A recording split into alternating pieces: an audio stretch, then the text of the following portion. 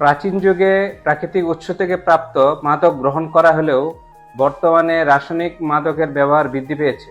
সময়ের সাথে সাথে প্রাপ্যতা ও দামের উপর ভিত্তি করে মাদকের ব্যবহারও পরিবর্তিত হচ্ছে। এরই পরিপ্রেক্ষিতে বাংলাদেশে 1990 সালে মাদকদ্রব্য নিয়ন্ত্রণ আইন তৈরি করা হয়।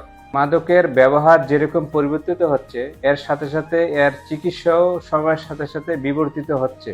পূর্বে মোরাল মডেল অনুযায়ী মাদকাসক্তি ছিল শুধুমাত্র একটি অপরাধ, আর এই জন্যই শারীরিক শাস্তি ছিল তার অন্যতম প্রধান চিকিৎসা।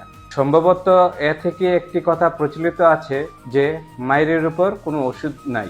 তখন তাদেরকে বেত্রাঘাত করা হতো, চাবুক মারা হতো এবং পানিতে ডুবিয়ে রাখা হতো। অনেককে জেলে নেওয়া হতো, সামাজিকভাবে একঘরে করে দেওয়া হতো, বন্দি করে রাখা হতো। উইথড্রল সিনড্রোম দেখা দিলে শাস্তির পরিমাণ বৃদ্ধি করা হতো। তাছাড়াও আধ্যাত্মিক শুদ্ধির ব্যবস্থা এবং ভেষজ ওষুধ ব্যবহার করা হতো। অন্তর্নিহিত সমস্যার সমাধানের চেষ্টা করা হতো না। কিন্তু বর্তমানে ডিজিজ মডেল অনুযায়ী মাদকাসক্তি হচ্ছে ক্রনিক রিল্যাপসিং ডিজিজ, অর্থাৎ এটি একটি দীর্ঘমেয়াদী ওষুধ। একবার ভালো হয়ে গেলেও পুনরায় আসক্ত হওয়ার সম্ভাবনা থাকে।